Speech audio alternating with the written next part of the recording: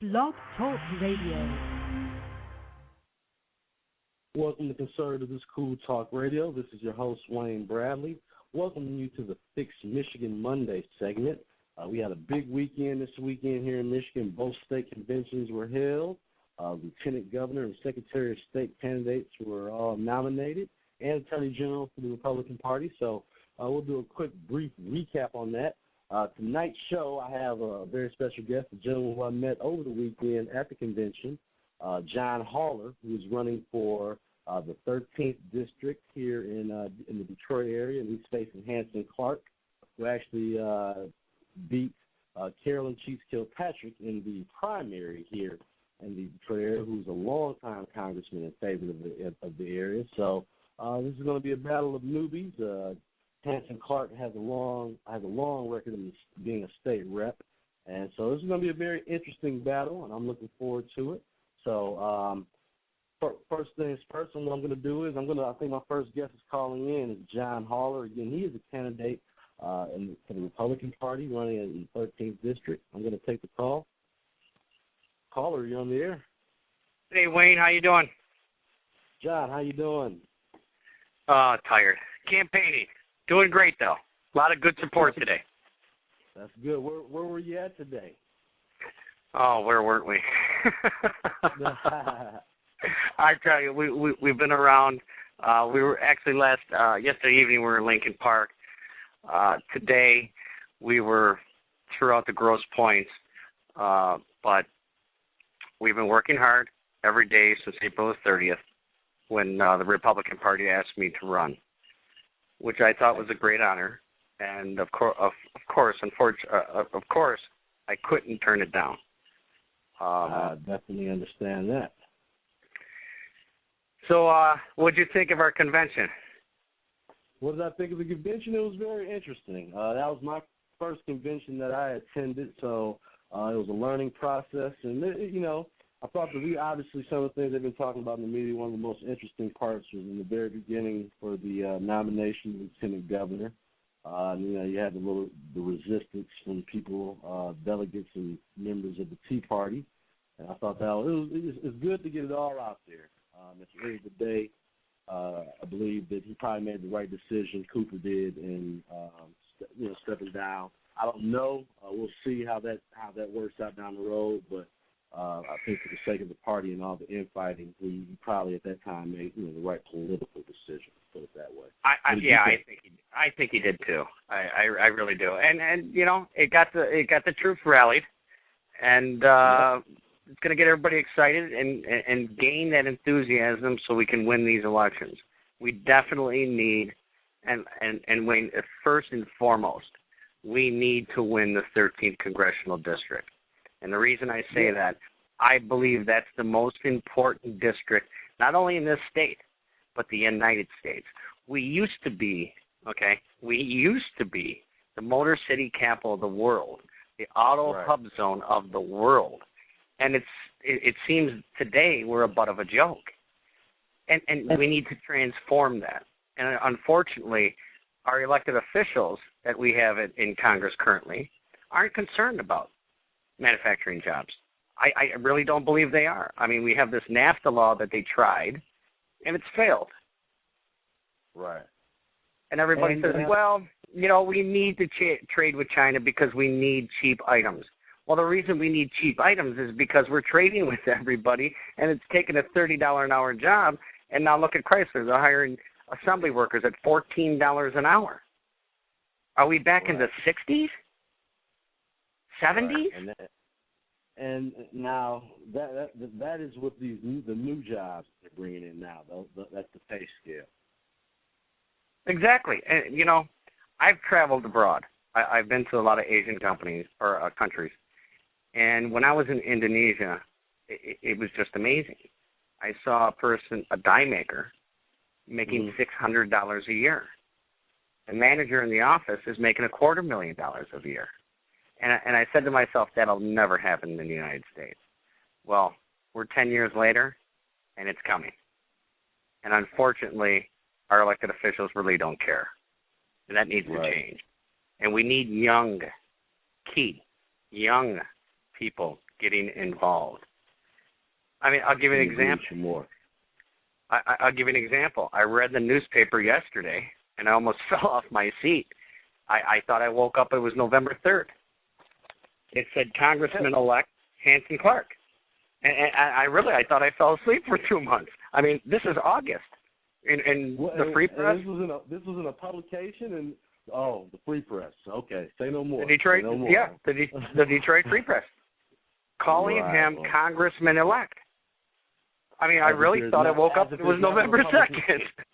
Right, as if there's not a Republican candidate. That's the way they're almost making it seem. Exactly. It's like I don't exist. Well, let me be the first to tell you and your audience.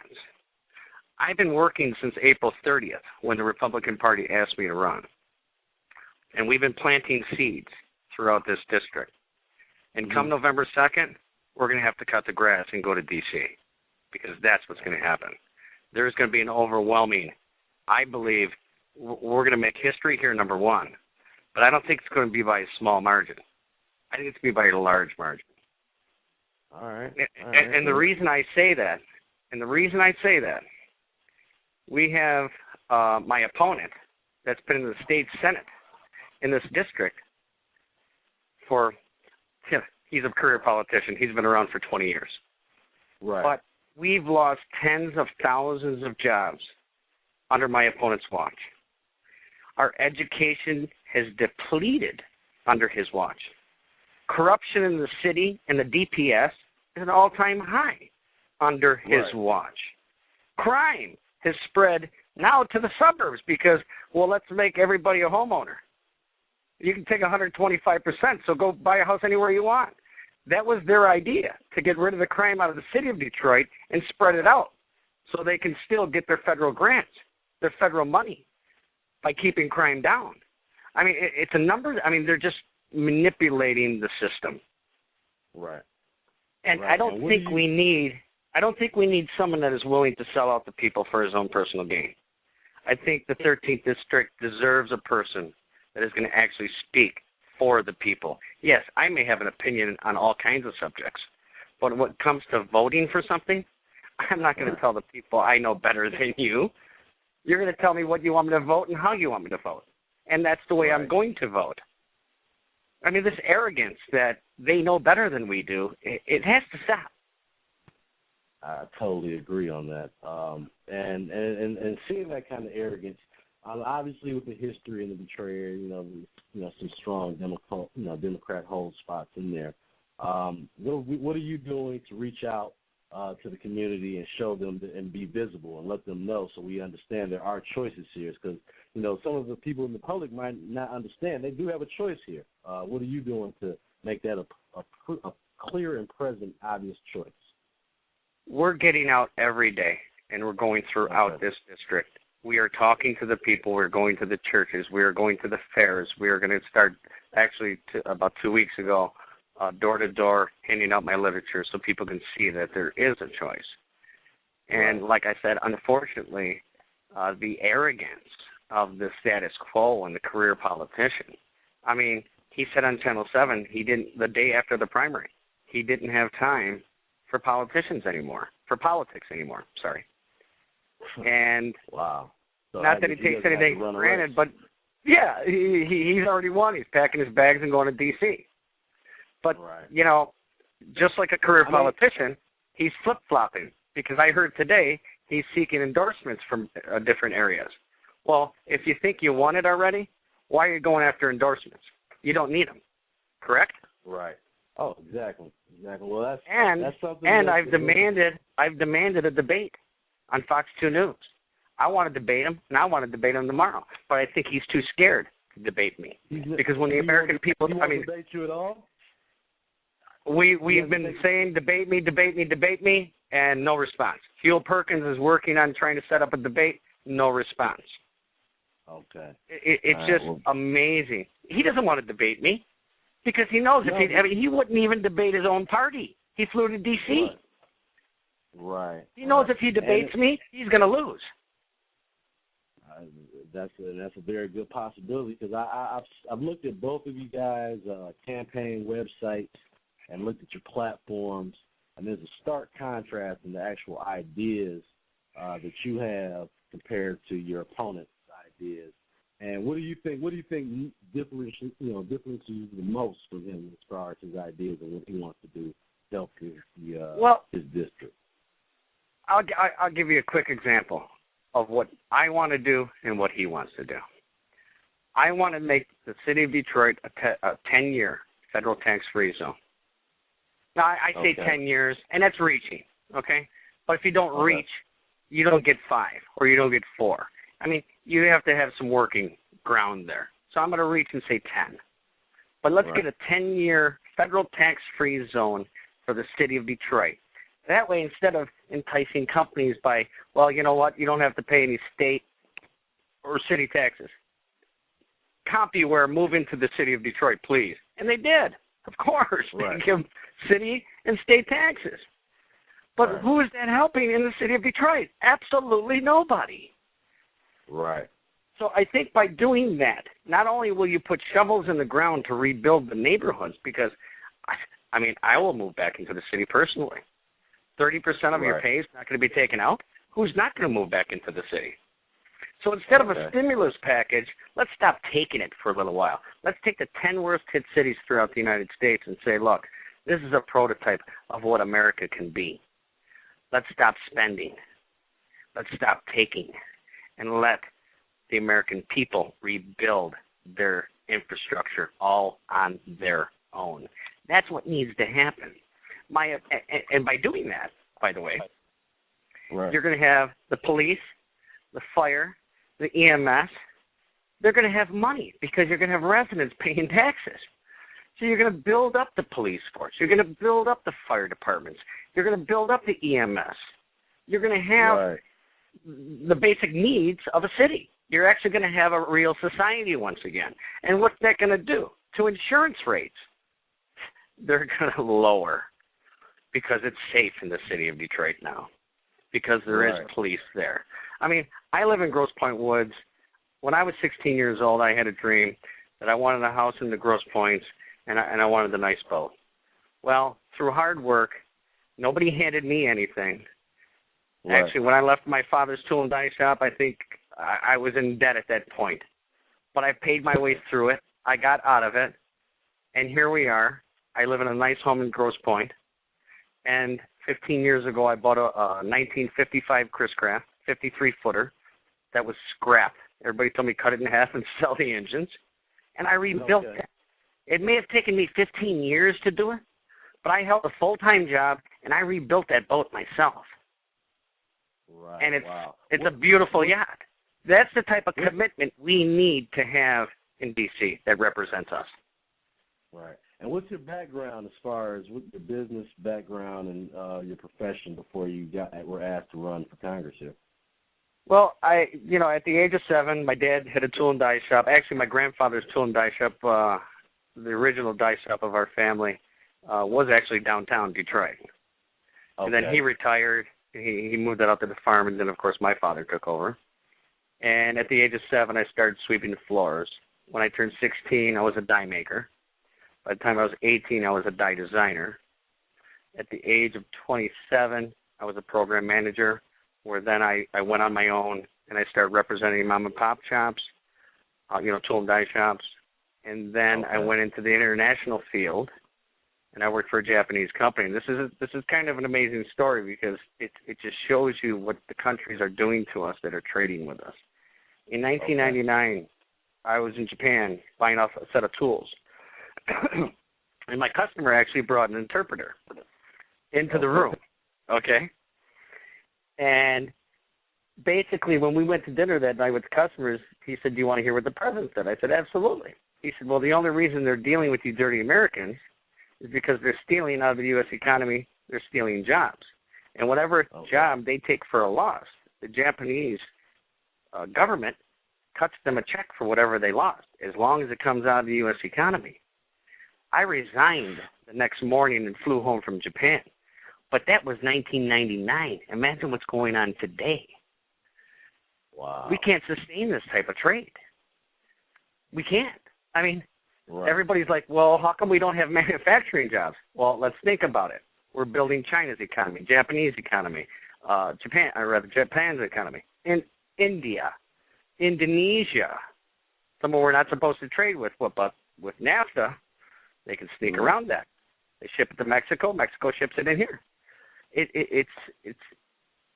I blame the elected officials, everyone that's in D.C., Republicans and Democrats. I really do. Right. Because they have to first and foremost realize we're all human beings, and then we're Americans. Right. Sure, after that you can become a Democrat, you can become a Republican, but D.C. wants us to do one thing, and that's to fight as Democrats and Republicans and not pay attention to what they're doing to this country. And what a beautiful country we live in. I mean, oh, my God.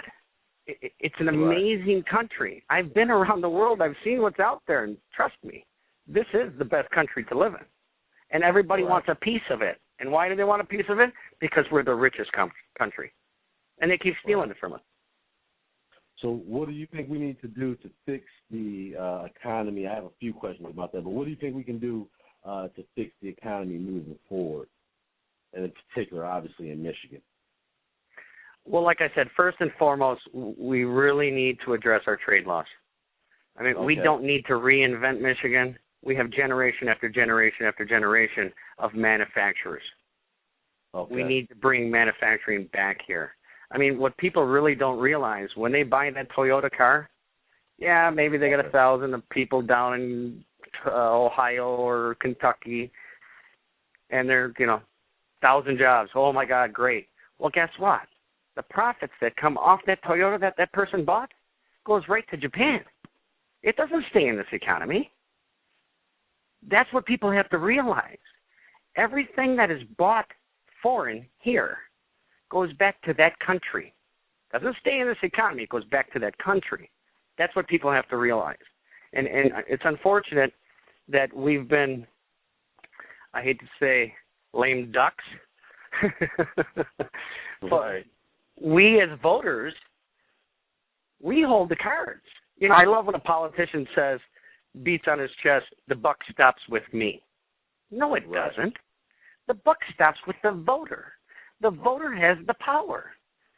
Right. But government has scared us into believing that it's just too difficult for you to understand, because we have to pass a 2,700-page bill that we don't even understand. Right. So would you try to go after the NAFTA bill? Would that be one of the first things you would look at? Definitely. And call each and every last one of them on the plate. NAFTA's killing this country. Who's going to stand with me and who's against me? Because I'm going out to CNN, MSNBC, Fox News, right outside, I'm going to let them know. Who's with? There's no, okay, well, you're a young Republican and you just got here and you're going to campaign for 3-4 hours a day. No, I'm not. I'm here as an elected official to serve the 13th district, and we're going to get to work. All this nonsense that you guys have been playing, we're done playtime. There's no more sandbox. We're out of the sandbox. This is reality, and you're messing with the American dream, and that has to stop. Would that be your first priority as congressman, or and if not, what will be your first, let's say, your first 3 priorities as you are an elected official? Well, that would be one of them. Okay. I really have 3 priorities that I want to attack when I get to D.C. And trust me, the first and foremost is the trade. Okay. Second, federal tax-free zone for 10 years for the 10 worst-hit cities in the United States. Okay. And then we're going to address education. We're going to bring it back to the parents, the local and state governments. We're going to get rid of, 1980, the Federal Board of Education was created. Okay. And we ranked pretty high in the world as far as math and reading skills went. I don't know the exact number, but we were in the top 10. Okay. Since then, I think we've gone to number 27. And hundreds of billions of dollars have been spent. The last 10 years alone. The last 10 years alone, we've spent 30% more money. And look at the city of Detroit. Yeah, that's what I'm saying. I think you're hitting it right, the nail right there on the head when you talk about education, because that's the one thing that I think is a bipartisan issue. There is that it's our education system is failing, and in particular in the Detroit area, it's failing miserably. So it's good to hear that education is one of your main priorities. You get right. Like I said, first and foremost, you got to deal with the trade, and you got to deal with the 10-year tax-free zone. That creates jobs. That creates an environment that are paying taxes in the city and local governments. That will help build our education system. We don't need the federal government involved. Okay. Right. So and if we do, maybe I'm wrong. What's that? I'm sorry. I was trying the 10-year the tax-free zone. Would it be for income, property tax? What kind of taxes would be exempt in this theory?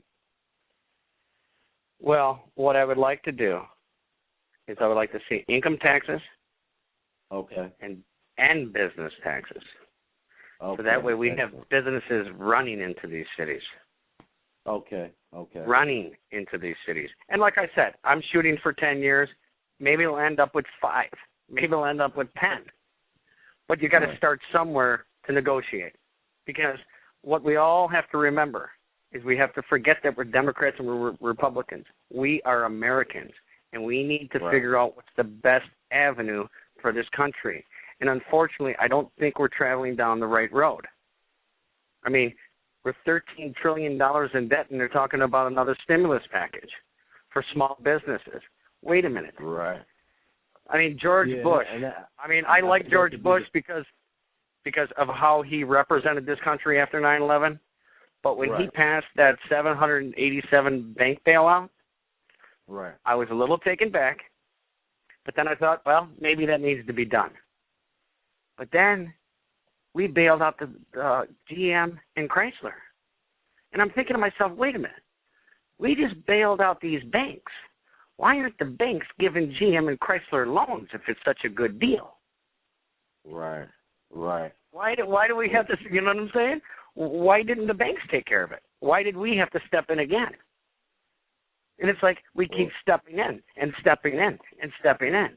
And they're telling, and really, President Obama, I think it was a great thing that he won, and I was hoping it was going to unify this country, but it's done the opposite. Exactly. I couldn't agree with you more on that. Definitely. And then he has the audacity, to come into the city of Detroit and tout that his economy is turning around.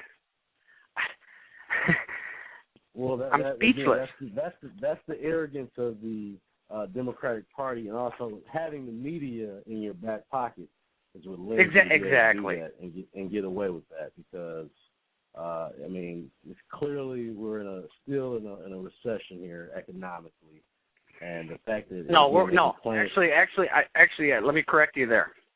Because I think the state of Michigan is in a depression. Actually, the city of Detroit is definitely in a depression. I agree with you on that. That's true. That and it's a shame. What do you think we can do? What do you think we can do besides the taxes, as far as the education and something of that nature? That also will improve the future of the workforce. What do you think we can do as you being the congressperson? What can you do to help get this? Do you believe in more choices for parents? Well, like I said, it needs to leave the federal level. Okay, if you want to have a federal board of education just for maybe some oversight, fine. One representative out of every state, that's 50 guys instead of 105. I think it's $105 billion a year they spend. Right. I'm sure a lot of that's administrative costs. You get rid of that. And actually, you get rid of the corruption. And how you do that is you say, Mr. and Mrs. Jones, here's a check for $7,700. That's about the average. I might be off a few dollars. But here's a check for $7,700. Send your kid whatever school you would like to. The government shouldn't be telling the parents where their child's going to be educated. I mean, when I grew up, I'm 43 years old, but going to school in the 70s, I mean, the Pledge of Allegiance, that was the first thing in the morning, and there was none of this Christmas BS. There was none of this BS. It was what's most important for the children. Right. Now it's what's more important for the bureaucrats. How much? Yeah. I'm not getting paid enough? Yeah, that seems to be the dominant factor now. So it's good for them. They're definitely not thinking about the people. We need people that are going to represent the actual voters on these issues.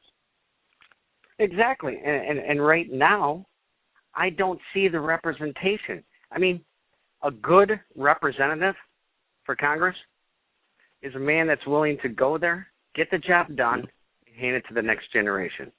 Not get this power craze mindset that he's better than everybody because he's a congressman and I don't have to worry about my people. No, that's your job.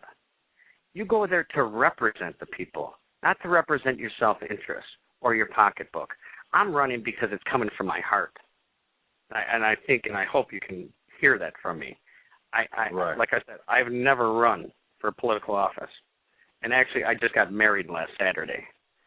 Yeah, I want to congratulate you on that. You showed some serious commitment by getting married last Saturday, and you were back on the trail by, what, Tuesday?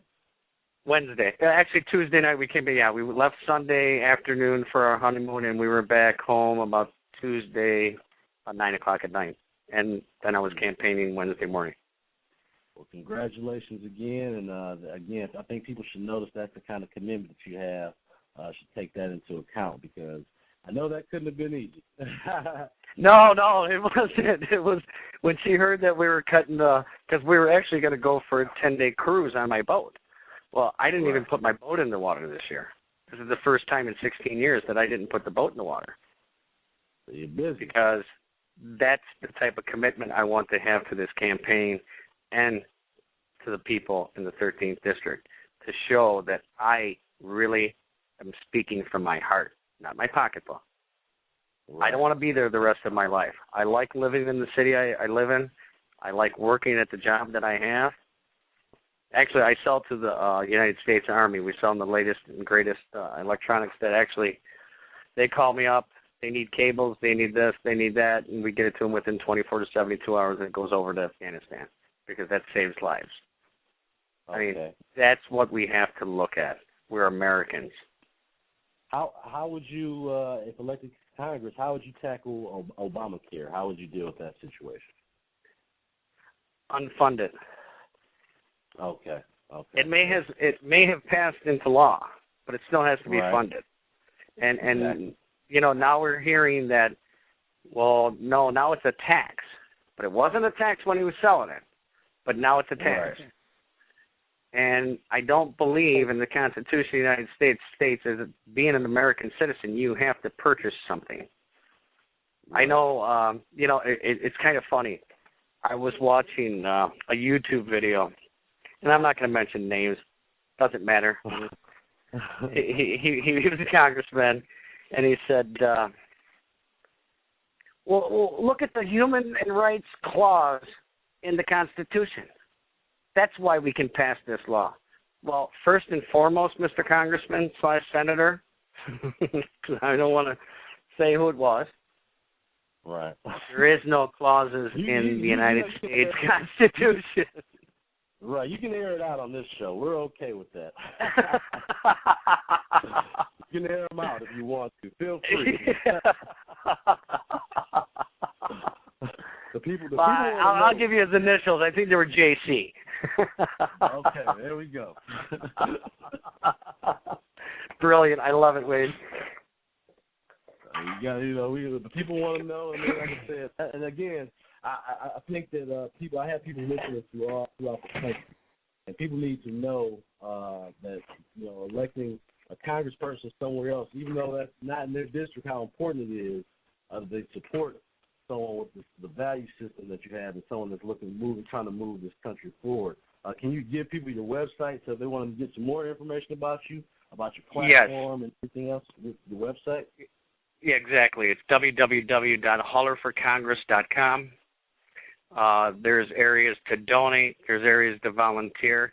And I implore all of your listeners, whatever candidate you choose to back, volunteer for them. Donate $1, donate $10. Everything helps a candidate. And if you like that candidate, volunteer for them. That's the best support that a candidate can get. And we don't see enough of that, but we are. Yeah, We're fortunate. We have approximately 1,200 volunteers right now. Excellent. What are some of your upcoming events that's coming up, so people, if they want to get involved, or like I said, on a volunteer basis, what they can do to help? Well, tomorrow morning tomorrow morning I have a conference call with the chairman of the Michigan Republican Caucus. Okay. Yes, Ron Weiser. Okay. And after that, we are picking up lunch and taking it to a senior's home at 1:30. At 3:30, we're going to another senior's home, a 106-year-old birthday party. Mm. Wow. And we are packed. And then tomorrow night, there's just meetings after meetings after meetings. But events coming up, please go to my website and you'll see them listed, or Facebook, Hauler for Congress on Facebook. We're on Twitter. Right. There's YouTube videos out there. Actually, there's a YouTube video of my wedding, of actually the ceremony. We were supposed to get married on the water at my marina, right on Lake St. Clair, but it rained, which I hear is good luck. Okay. And so thinking ahead, I had all the groomsmen meet me at the hall to get dressed and get ready and do last minute preparations. And with the rain, we just set up another hall so we could have the actual ceremony in the hall. So it all worked out. It worked out really good. Excellent. I was also looking on your, at your 5-point platform for Michigan. Could you tell me a little bit more about the Great Lakes Initiative and what you want to do to help, with the Great Lakes Initiative? I'm glad you brought it up.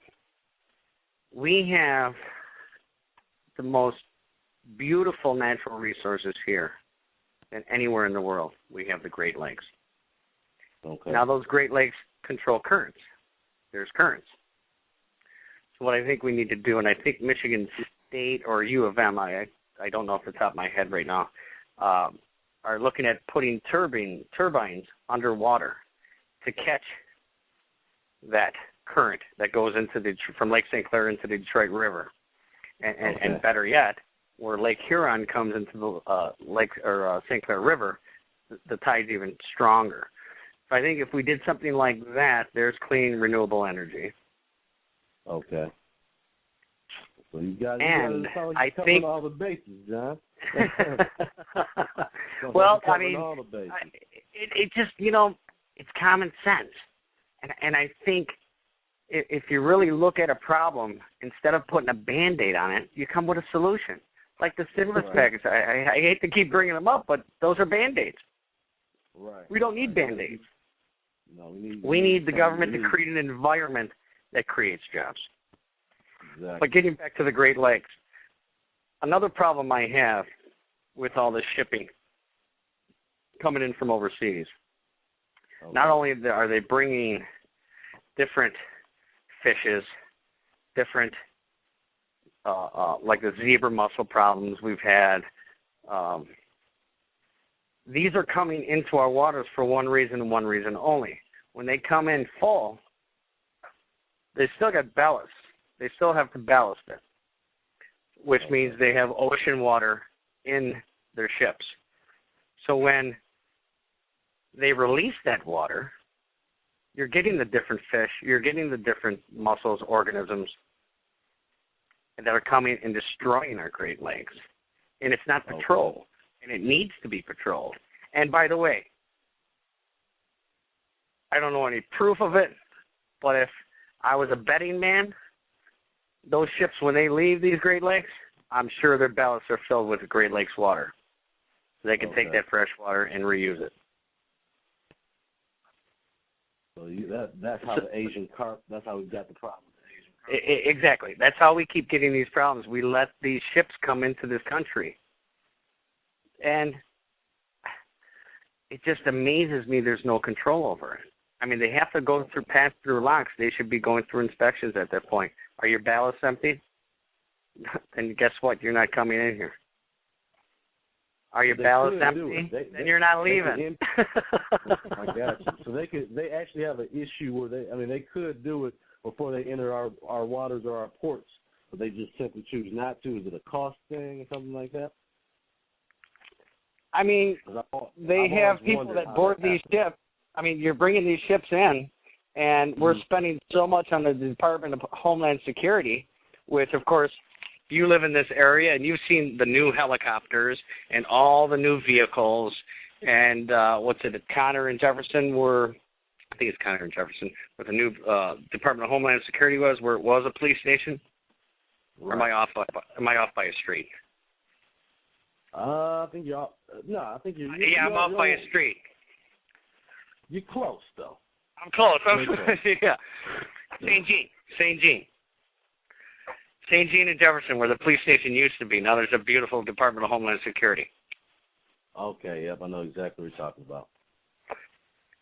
And there's another thing. We had another line of bureaucracy. When are we going to stop adding government jobs? I had a lady tell me the other night, she says, I really like your speech. And I said, well, what was the best part you liked? She said, well, you said that the federal pay system, including elected officials, needs to be cut by 20% and given to Social Security and Medicare. That's a great idea. I said, well, yeah. I mean, they're going bankrupt. And I look at if you take 20% off a federal employee, with the average with benefits is what, $123,000, $128,000. It just came out not too long ago. And the average private sector with benefits, it was like $61,000. Okay. So we got to ask ourselves, wait a minute, you want GM, Ford, and Chrysler to tighten up their belts and make an engineer, instead of doing one job, he's going to do 2, 3, maybe 4 jobs. Okay. But the government employee, instead of doing one job, is doing 25% of one job. Okay.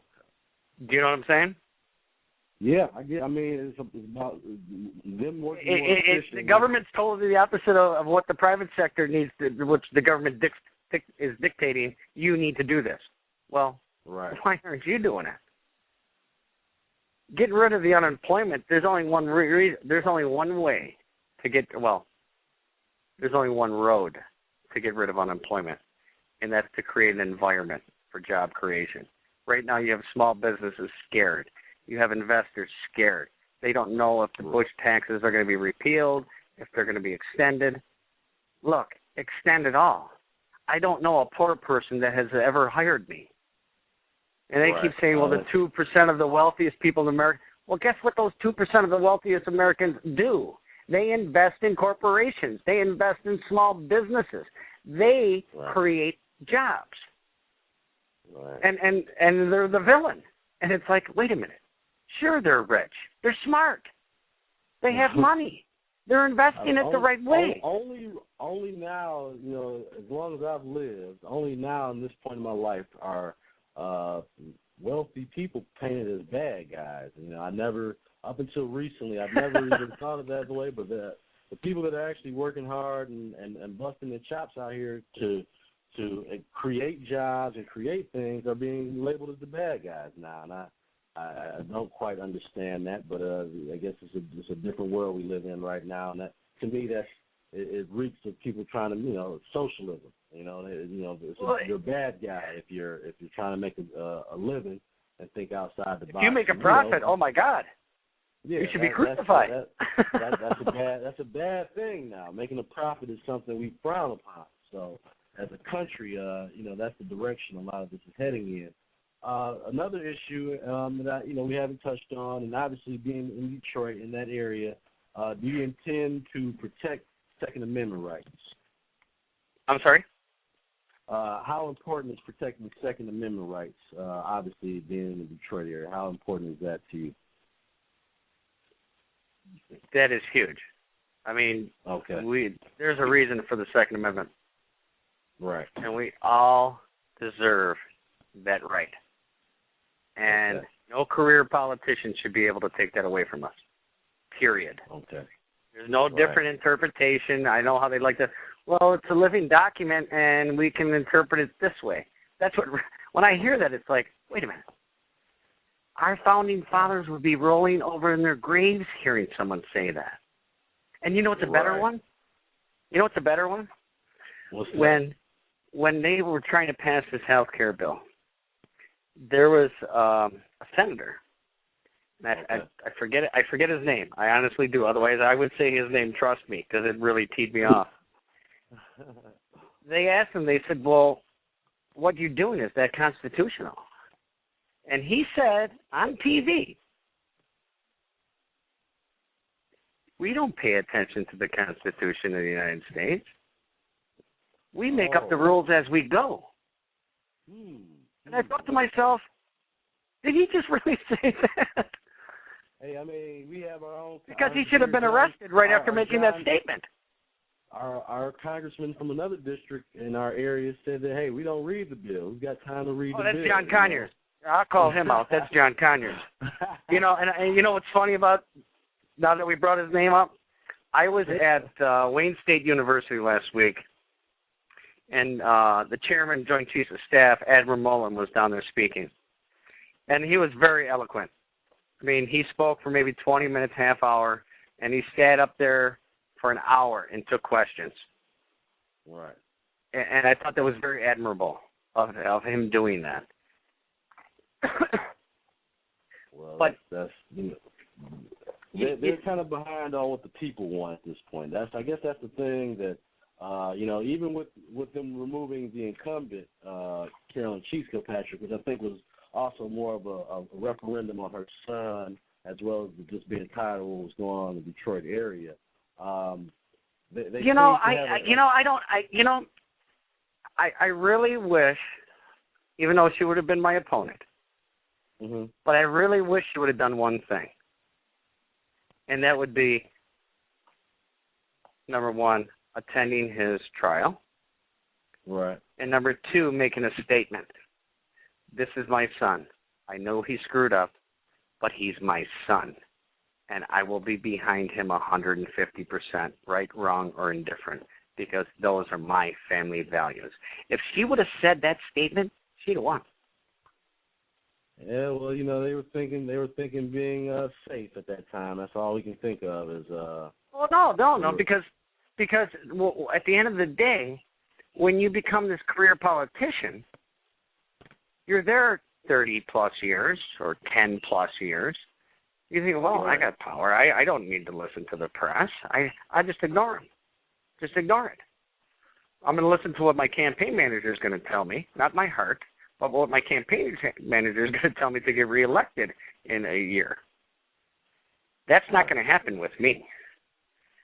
Everybody said, well, you know, you're going to become a career politician. Trust me.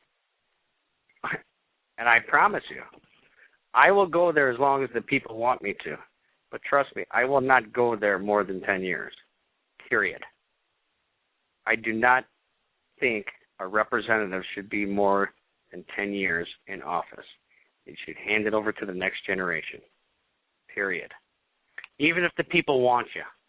Find someone that's got the same beliefs that you do, that has the same hunger that you do, has the fire in the belly like I do.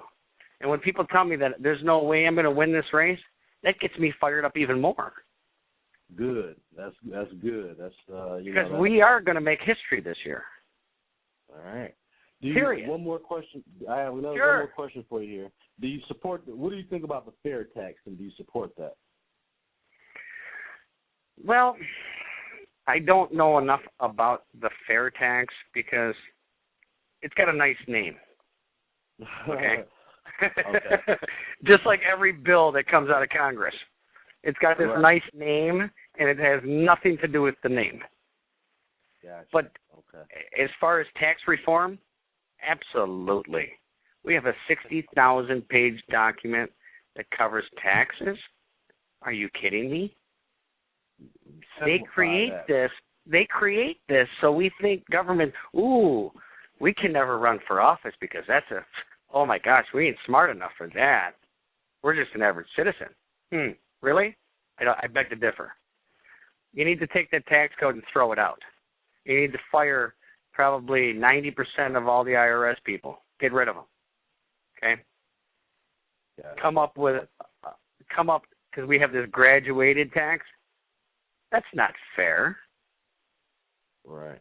Is it? Well, I don't think so. No. I look at it like this. If you make $10,000 or you make $100 million, you're paying 10%. There's no write-offs. All done. Bye-bye. Don't need the IRS to investigate you and all this other stuff.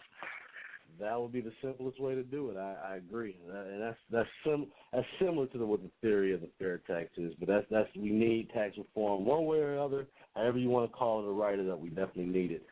Can you give all the listeners one more time your website, any pertinent information if you're on Twitter or Facebook, so they can follow you, join you, and become a volunteer help? Yes, please. We need volunteers. I know I got a lot, but we need a lot more because we need to make history here. And we need to make change, and not change that goes in our pocket. Change that actually helps the city of Detroit and the state.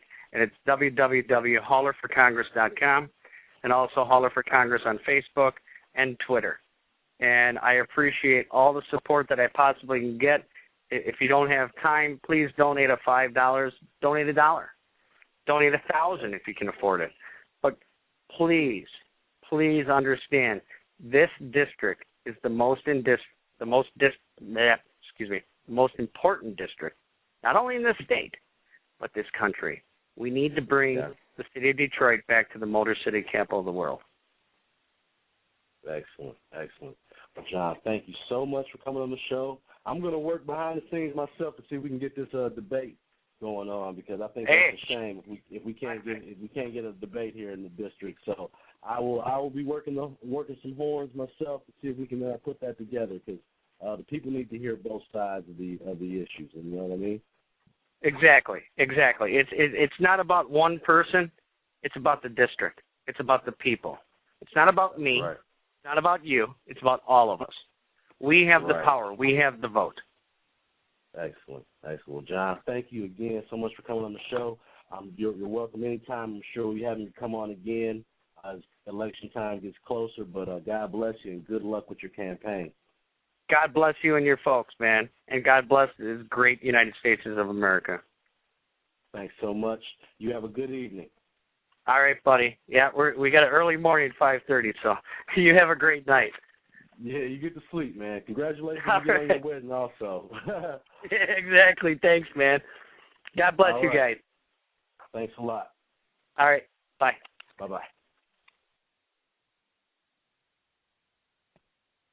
That was John Hauler, who was on, again, he's running for Congress in the 13th District against Hanson Clark.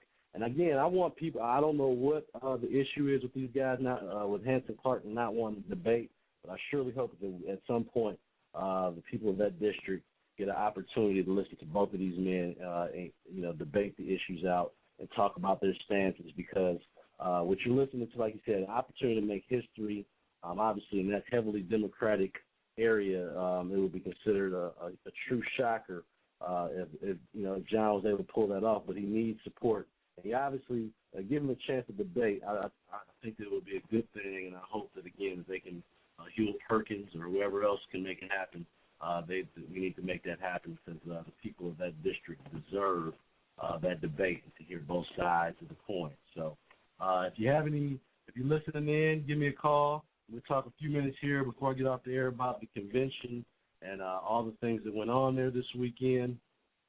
The first thing that I noticed about the convention, was obviously during the lieutenant governor nominations, there was a large uproar because some of the Tea Party candidates wanted to elect someone else, or at least put a roll call out for a second for their choice for lieutenant governor.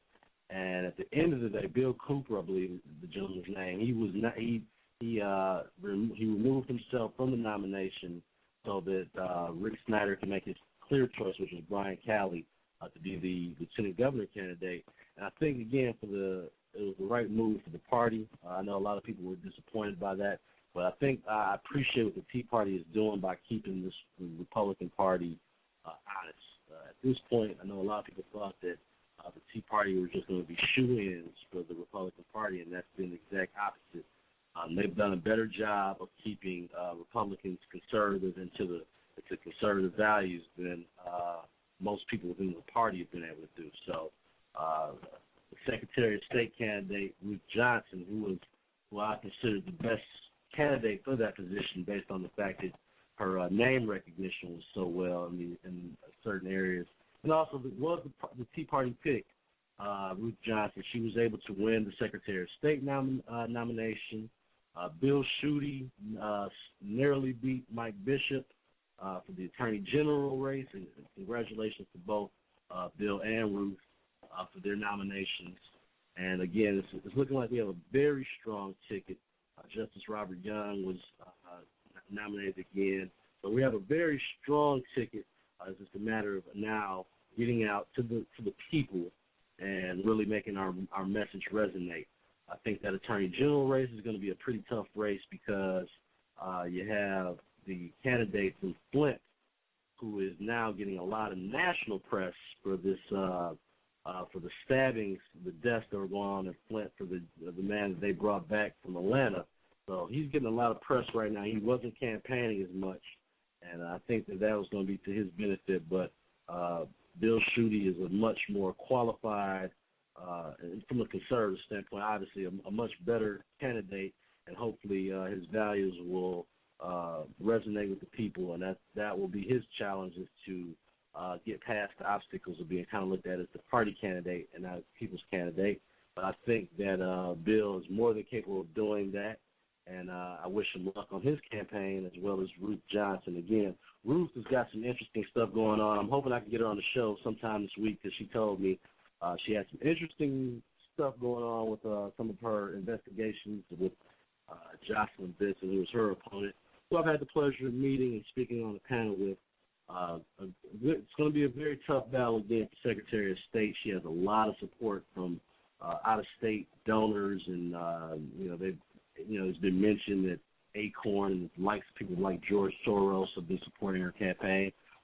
Again, we'll have to do some more research and find out, but she is ready to go, and it's going to be a very, very good, interesting battle between Ruth Johnson and Jocelyn Benson. But I believe with the set of values and the set of ideas that Ruth has, that they will trump that of Jocelyn Benson, who wants to expand the role of Secretary of State. She wants to give people same-day voter registration. I don't care if you're a Republican or a Democrat. You have to recognize that as being dangerous. It's something that could possibly affect the integrity of the voting process. So, again, it'll be a very interesting voting process here, and very interesting to hear these two debate, because they have starkly different ideas and contrasting platforms. So, looking forward to that. Rick Snyder is up 25% in some polls already over the angry mayor from Lansing. So I hope we don't get too confident or cocky on that, and I hope they continue to campaign strong. But if Rick stays positive and does not fall into the trap of getting into the dirty politics that Burge Venero will no doubt try to bring out over time with all of his support from the unions and whatnot, if he stays on course and stays with his positive message, I'm expecting him to pull off a convincing victory. Of all the races, I think that so far that would be the one that I would feel the most comfortable about up to this point. So I'm looking forward to that. Burge Venero is trying to get up to 8 debates. Rick Snyder's agreed to give him 3, and that should be more than enough for him to try to knock out one-liners and zingers to try to in some way give himself some sort of boost. But the Snyder campaign is way too experienced, and they know what they're doing here. So I'm looking forward to hearing some of those debates. I'm definitely looking forward to seeing who has the best visions here to fixing Michigan. I want people to go check out John Haller's website, hallerforcongress.com. Again, I think it's important that people in the 13th district get an idea of the options that you have, because watching the local news and things of that nature and reading the Free Press, you would think that Hanson Clark has already won. And so that is, again, why you want to make sure that you listen in to John Haller. Go on his website, hallerforcongress.com, become a volunteer, donate, like you said, even if it's $1. This is for the people, so listen to the man. Hopefully you might catch me out knocking on some doors with him, because I think it's that important. Like he said, the 13th district is ground zero for urban America and the changes that need to be made, and we need some new ideas and some new direction in doing that, because quite simply, to be honest, I don't see much of a difference between Hanson Clark and Carolyn Cheeks Kilpatrick. Just a slightly younger version of what he wants to accomplish to what she's doing. So, and that's not to diminish what he's done or diminish what Carolyn Cheeks Kilpatrick's done. I just think that their ideology is very similar, and they want to expand government. They believe government has a certain obligation to do certain things. And again, I'm looking to see someone that is looking to make the role of government smaller, make it run more efficiently, but also, again, helping out the people of the Detroit area. And he seems to have a very good grasp on doing that. So, again, I want to thank John Haller for coming on the show and giving his vision on how we can fix Michigan. If the broadcast was a little it wasn't as clear as usual, it's because I was actually broadcasting this evening off of a different phone line. So I hope that the broadcast went out clear. Again, we'll have John on the show again, so I really appreciate John for coming on tonight. And I hope that we can somehow put together this debate, because the people of that district deserve that much. And it's something seriously wrong if a candidate feels that he does not have to do any politics, so to say, that he's already packing his bags to D.C., and that he owes the people of that district at least a few debates so people can determine who's the best candidate and not just be coerced into believing that there's only one candidate for that district. So I hope people listen in to this interview, and go to Haller for Congress and see what you can do to help out with the campaign. Thank you for everyone that's been listening to Fix Michigan Mondays. It's truly been a pleasure hosting the show. I want you to go to my website if you can, conservativescool.com. If you're not a member, you can join for free. That way I can send you more information on newsletters and events and where I'm going to. So thank you so much for everyone listening in. Todd, thanks again for help arranging this interview. I want to say thank you for this campaign. Again, you need people that are willing to work with the people and bring their voice to the campaign and to the people. So I'm looking forward to that. And, again, like I said, I hope that I can help out and, again, give the people of Detroit some options, because they need them. We've had the same sort of leadership on every level for the last 30 years, and I think it's really time for some changes. Detroit, again, can be considered ground zero for the urban plight and what we need to do to fix Michigan. There's nowhere to go but up. So we just need to put the right candidate in place. So tonight, again, if you were listening in, the call-in number is always 347-996-3175. I want to thank everybody for listening in to the Fix Michigan Monday segment here on Conservative School Talk Radio. I'll let you know later on during the week some of my other guests coming on this week, but I thank everyone for listening in. Again, go to conservativescool.com. Check out all the new features, new blogs we have going on, added some new stuff to Comic Relief, so I hope you enjoyed that. Thanks again for listening in. God bless you, and good night.